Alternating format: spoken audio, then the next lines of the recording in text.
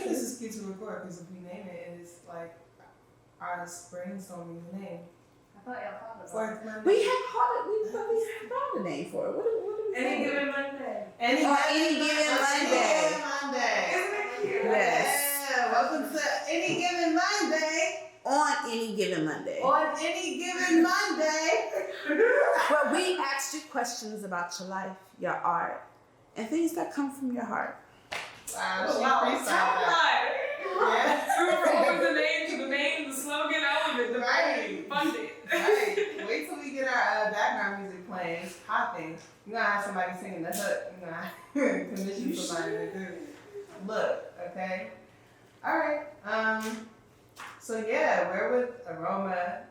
Aroma, we're about to ask you some questions. Are you ready? Yes. You ready? As far as I know, yes. They're like, yes, as far as I know. Okay. All right, I kick it off. Okay. First things first. Tell us who you are in 60 seconds. Starting now. I'm Aroma, I'm black, you can see that part. I'm from Oakland. I am 23 as of yesterday.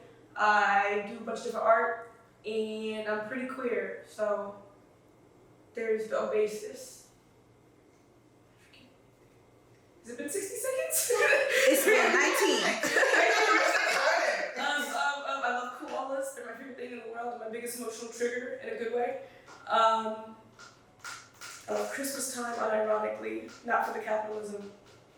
And Oh, you girl. that's it. You guys, 20 seconds. 20 more seconds? You ready? Go deep. Favorite color is green.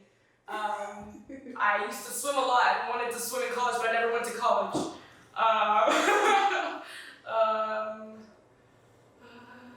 7 seconds.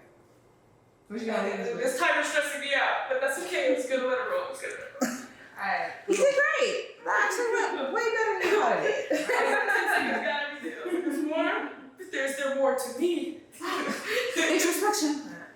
Do koalas make, this is not my question, by the way, do koalas make a sound? If they do, what Yeah. do they sound like? Yeah, it's like this grunting sound. I don't know how I do it. I don't know. It's a very cute noise to me.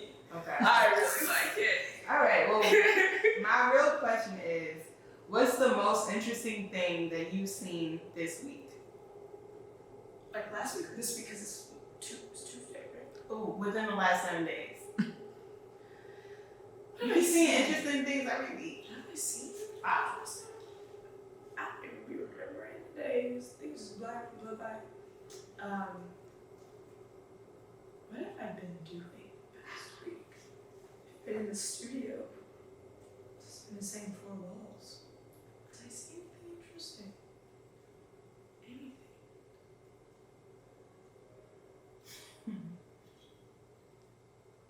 Watched. Did you dream anything interesting? I don't remember my dreams like that. Damn, girl. I know. Where's the inspiration in your life? Right. Last night? Oh, last night was fun. I mean, we went to the beach. I know the air is really bad. We went to the beach and we like lit off these sparklers, and my friend and I just got really into it. Started doing this interpretive dance with the sparklers, with like all these twirls. Like he was going in on it. I was just going, whoa. But there was no warning. There's no precedent for like how hard he was about to go into the interpretive dance. That was interesting and funny. But other than that, I mean, the air has been crazy. I mean, if the red day was a week ago, We moved past week on Mars. yeah, that was interesting. Yeah. That was crazy. But I feel like that's what anybody that's out in California will tell you. Like the day everything went red, orange, but red's more dramatic. Okay. Yeah. So I know that the air has been crazy, pandemic's been crazy, you've been indoors a lot. How do you still draw inspiration to create? I think I'm used to creating in discomfort, and so not having the most optimal environment is something I'm used to when I'm working, and it becomes the inspiration for a lot of what I'm working on, because a lot of what I'm working on is in direct conversation with like the discomfort I have over a thing, and it's the way for me to sort through that, and oftentimes the need or like me feeling compelled, me feeling compelled to create is to try to rectify or synthesize this this discomfort or this something that's not connecting in myself, and just or trying to untangle something. And so when it comes to things, a lot of what I've even been working on, there's 2 music projects I've been working on. One of them more in direct response to the social political environment that we've been experiencing between the riots and this reinvigoration around Black Lives Matter and all that. And then the other one is actually about something that was one that I started in quarantine, the beginning of quarantine, when it was me basically having this meditation on why do people stay attached to the lives they live, or life in general. What is it really? Is it the fear of death that makes people stay attached? Is it obligation towards family and people that they don't want to hurt that really makes them stay attached? And I was questioning myself on that a lot, why am I still here? I've been depressed for a long time. I know, even as a child, I haven't really wanted this life for a long time, and not even to say that my life is bad, but this life is filled with so much separation and pain, no matter who you are, what experience you're living, even if that's just pain that you experience through the empathy that you have for other people. And a lot of it feels really absurd and nonsensical, in that it literally is absurd that we continue to live in ways that do not benefit us or better us as a people or as individuals, but it's just these cycles that we're in. It's insanity. And so I was what compels people to keep living? And so one of the projects sprouted specifically out of that, and I feel every compounding shitty factor that has happened in 2020 just makes that question more urgent for me. It's okay, so really why are we, really why? I was okay, there's a pandemic, oh yeah, the race riots. It was oh yeah, the world is burning, or California is on fire. Really, why are we doing this? I really need an answer. And the more things begin to pile up, just the more urgently I would like an answer. Because, it's a lot to tolerate. And so I think in that way, that's how it redirects into my work. I feel this discomfort, I feel something that needs to be brought together. And I try to do that to the best of my ability through whatever creation I'm doing. What's the closest thing to real magic to you?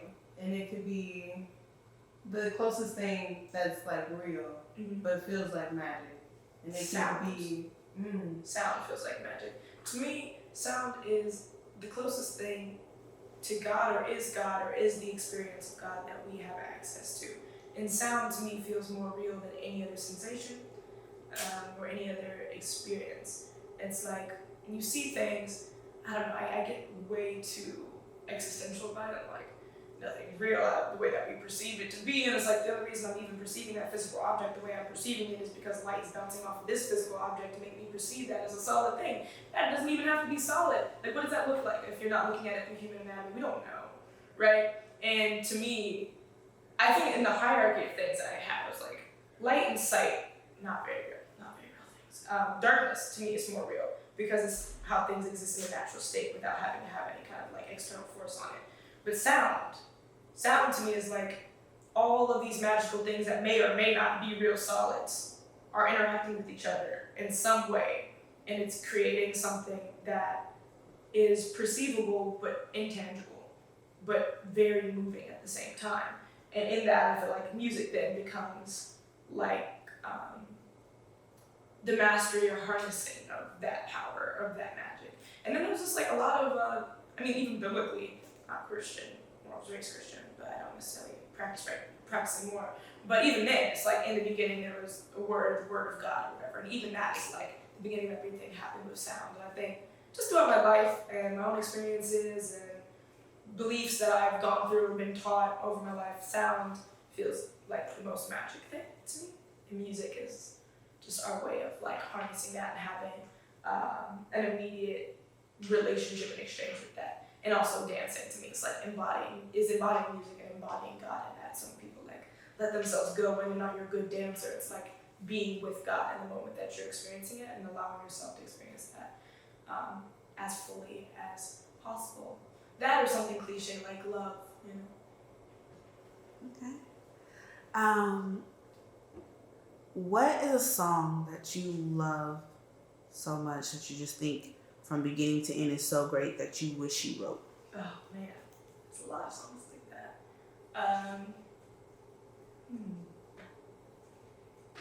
I really am inspired by Dev Hynes of Blood Orange, James Blake. I love James Blake's music, and like golden oldies. I love golden oldies, even like the really simple ones that have like a good bass line and a nice chord progression, even if they're saying something that's so simple. It's like a simple love song, you just admire the person that you're in love with. I love those. You know, it's like there's some kind of like magic in the simplicity of it where I'm like, wow, they really hit something real. I weren't even thinking about it too hard. But if I had to pick one in particular, what is that? Rolls Royce song? Is that one? I love the Frankie Valli, Four Seasons, You're Just Too Good to Be True. Love that song. I love, what is that? Oh, well, I don't know if I wish I wrote it, but I definitely, James Blake's I Never Learned to Share is one that just hits me every time. I'm like, oh my God, I'm super inspired by James Blake's production. I like intense things. I like things that are really passionate. So music that is like, oh, it's a little bit too much to listen to casually. I'm like, that's my kind of music. Stuff that feels like immersive and like you're on a whole other world, like thrown into something or in a whole other emotional experience. So if, I don't know if there was one that I'm like, I wish I did this or that's just so good, but I feel like a lot of songs, a lot of things from Blood Orange to Dev Hynes is just like, chef's kiss, how did you do this? So nice, so good. Yeah, I'll keep thinking on that and see if there's like a song. There's never a song. Right. There's like so many. Is there ever a song? There's so much music out there. It's like I had like a parent with kids. It's like, can you pick a favorite? I mean, they probably can, but like, when you say it out loud. My question was going to be, and still can be in the beginning, what's your opinion of spicy food? I love it. And yeah, good. That makes it easier for me to step in. Because you feel things so deeply and you think about things so abstractly, is it difficult to have friendships and relationships that are not as complex? Yeah. Or is it refreshing? I wish it was refreshing. I wish it was. But not really. It's nice to have people that you can enjoy simple pleasures with, and I think that's refreshing and that's good. But when the whole friendship consists of simple pleasures, or like, oh, we're just vibing. Like, what do you mean we just vibing? The world's falling apart. You understand that we're conditioned to do so many things that is actively destroying ourselves or other people every day. How can you just vibe through that? Like, so I think it's good to have people, at least for me in my life, that can do both. And I feel like I appreciate the simpler moments even more so with people that I can go to those deep complexities with. Because then, the contrast allows you to experience like this beautiful spectrum of like life and experience with a person that is really important to me. Also, I'm just thinking all the time. And so sometimes I'll sit there and be thinking about like the state of the world and who am I really and do I want to be here and what's the difference between all these different things? And then I'll ask somebody on the outside and they're like, yeah, I don't know, I just never really thought about it. And I'm like, so am I crazy or are you crazy? Or are we both crazy, just entirely different ways that won't be crazy together, just alongside each other, but not together. And so, yeah, no, I think things that kind of lack the intensity, one, low-key kind of bored. But that's not to devalue them, just because I'm bored, like maybe I have an unhealthy attachment to intense stimuli, which I can admit, that's possible. And the boredom is a judgment made simply out of that. But also at the same time, it does kind of bore me, and I appreciate people that can do a little bit more searching. Earlier you mentioned that you love Christmas not because of the capital reasons. Do you have a favorite Christmas don't know if contemporary is the word I'm looking for, but like a recent one that someone's done in recent years that isn't from like 1963. Album, song, or artist that just does Christmas in a way that you enjoy. Oh, that's not from my. Okay, it could be anywhere after 63. Destiny's Child Christmas album. You read my mind. Yep. What do you love about it? So, oh my God. As soon as summer's over, honestly, I start talking to people about Christmas time. And as soon as October hits, really, I start playing it. And people hate me for that. But I'm about to start playing it in just a couple weeks, you know? I will. And cleaning the house to it, I put up Christmas decorations. I'm just like, this is that shit. And actually, when I was a child, I was listening to it. I've always loved this album, especially because it was Christmas. But then one day, my mom was like, you know that little song you like, that's not good because they're talking about all these materialistic things, and that's like, you know, and I was raised Christian. So there was some likening of it to being sinful because she's talking about like, my baby gave me whatever, all these diamonds and things like that. And then I was like, oh my God, am I wrong? Am I not wrong for liking the Destiny's Child album because it's materialistic? Is that a sin? But then I really got over it real quick. And then they played again on repeat. Right, I played it again and I was like, you know what? It was wrong. I don't want to be right. This is it. This is that shit. But yeah, so for sure that album. It's so good. The flavor you possess, because that's literally the album that came to my mind. Flavor. Yeah. Okay. Let's ask 2 more questions and then get into this rapid fire. So Okay. go ahead, get your breathing right. Yeah, I have asthma too, so I really. You know what I mean? Get your pump ready. You know what I'm saying? I'm like, take it out like a Western movie done. Okay, so the last question that I have is, what's something that you wish you knew sooner about creating?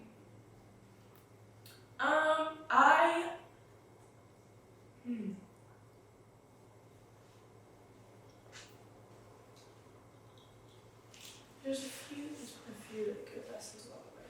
I think just slowing down in general has been really hard for me because one, I have all these ideas of like what I want to see and how I want it to happen. And I'm a Virgo, so I'm like really, I didn't say that in the 60 seconds. See, you forget all these things about yourself. Anywho, I'm a Virgo, so like the organization, like, I have a timeline. I'm like, don't worry, we can get this whole project done in 3 months, I bet you. And then I get so stressed out because like, it's happening and the deadline is coming up, and then I like really down on myself. And I think allowing space and time for the creative process is important. It's something I still struggle with. I hate being patient with anything. To me, I'm like, if I want to do it, then I need to be able to get it done within a few weeks. And I don't care if I don't have to sleep for it. I don't care what has to happen. I'll sacrifice my mental and physical health for it. But recently, I've been like, look, one, just trying to be healthier and care for myself a little bit better, but then also understanding that it produces better work. Like, yeah, you can have a thing that you can call done because you hit all the check marks on the objective box. And I don't know how you got there. Maybe you did it with like real quality care and whatever. But oftentimes if you're rushing and stressing out about self-imposed expectations, it's just not that way, as opposed to if you take your time on it a little bit more. Another thing that I think is really important is that you cannot control the viewer's reception of your work. Like, you just can't do it. And before I was doing music, when I was not solely, but primarily a visual artist, I used to do oil paintings, surreal landscapes, and portraiture. And when I was younger, especially, I used to like being really symbolic. Like, if I painted a rose over fire or something, it'd be like, oh, this rose represents innocence and purity, and fire represents whatever. And I'd have all of these images that I felt like needed to be there because of all the literal meanings that translated from them. And it got to a point where I was just like, look, as opposed to being so tied into this imagery, if it's not something that flows out of you, not you thinking about what word you can replace with some image, but just like as if it feels honest, even if you don't necessarily have such a clear parallel between the meaning behind everything. Because at the end of the day, you can have all this imagery, and somebody can see that rose and don't think it means purity at all. And you're gonna be mad as hell. You did that for hours, being like, don't get the rose is pure. And it's like, well, if the rose is pure for you, then make that rose, right? But don't do it for the sake of saying like, I need to represent this one thing so that people understand it as such. But that's something that actually I haven't done for a long time. That was definitely a hang up earlier in my process, and also just loosening my expectation of the outcome of things, which is also another reason I really like music, is because I don't have a background in music. Nobody gave me lessons. I made it on my iPod. Everything was so experimental. It was like you start somewhere with an intention and sound, and then by the end of the song, you're like, wow, I felt like I really had a journey and an evolution with bringing the song to fruition, as opposed to back when I used to do visual art, because I was so used to doing visual art and the expectation was that I did that decently or kind of well. I was used to like reproducing an image from my mind, as opposed to exploring the image a little bit more and allowing it to become what I didn't expect it to be. Because I didn't like when things fell outside of my expectations when I was doing visual art. It's like, if I wanted to paint this person's face, I need the face to be exactly like this. If it was exactly like this, with this exact lighting, that's what I needed to be. I didn't give myself a lot of space to like mess up or make mistakes or try things out. So I think more than the result, the experience that you are having with your art is what is the most important, as opposed to what you expect it to be when it comes out. And I think that's what's most impactful for other people too, because they can feel that experience, and they're kind of also pulled through that journey when they witness it. And sometimes, at least, that's what I see a lot in art that is honest and an experience for the person who made it. Awesome. And this will be the last question in this format. We know that everyone hears music differently. You know, like I feel like there's not necessarily good or bad music, but I wanted to ask you, what do you want people who hear your music to know about you, the person behind this art?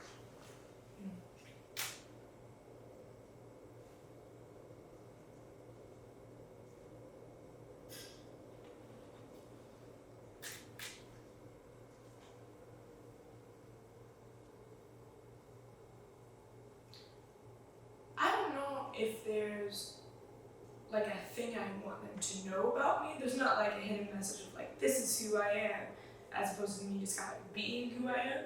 I think one of the themes in a lot of my music that I make is this idea of like a push and pull, because a lot of times I am creating out of the sense of some sort of conflict, internal conflict. And so there's a lot of music that I make will have either these kind of like rocking-ish motions to them, and that kind of is indicative of the way that I feel like I also like kind of rock back and forth, or I'm teetering on different edges of conflict. Or I call it a response of two different sounds that are supposed to be like these different points of a conversation or different perspectives of a conversation. I think if anything that I would like people to know from hearing the music is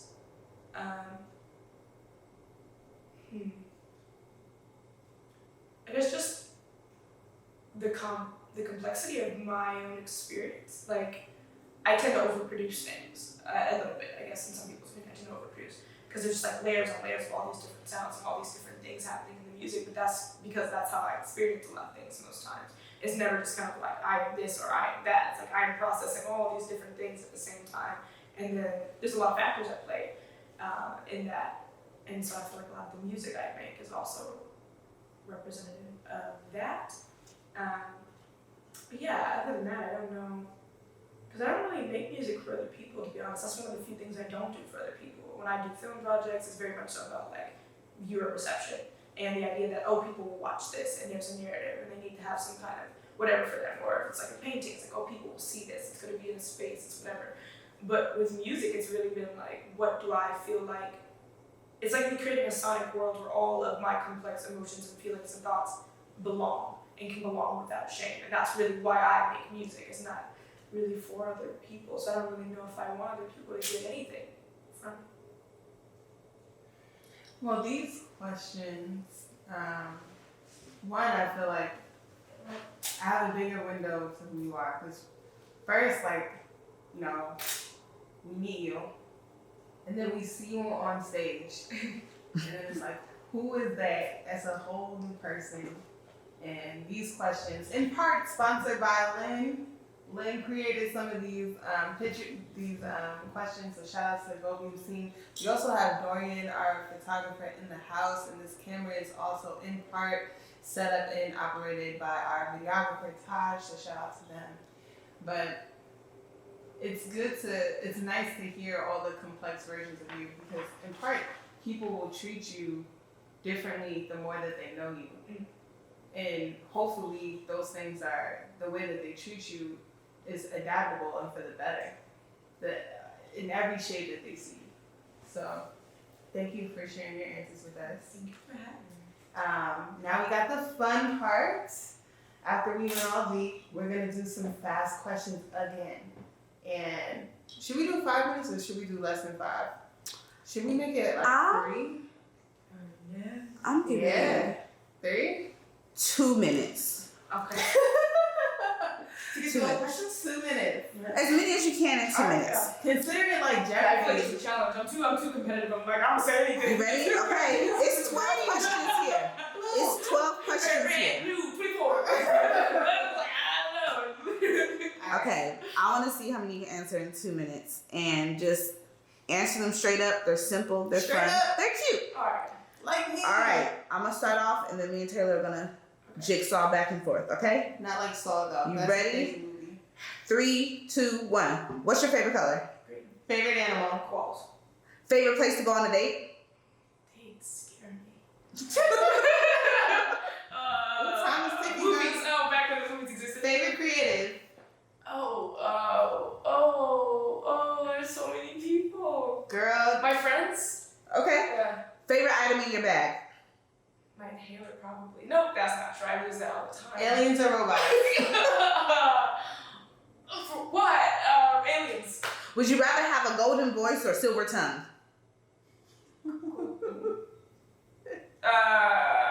Golden voice. Okay. Would you rather My be answer. Would you rather be 5 minutes late or 30 minutes early? 10 minutes early. Okay, would you To a rather party or to what? Girl, it don't matter. would you rather visit No, not the future or the past? Oh God, the future. Oh God. Okay. Oh God.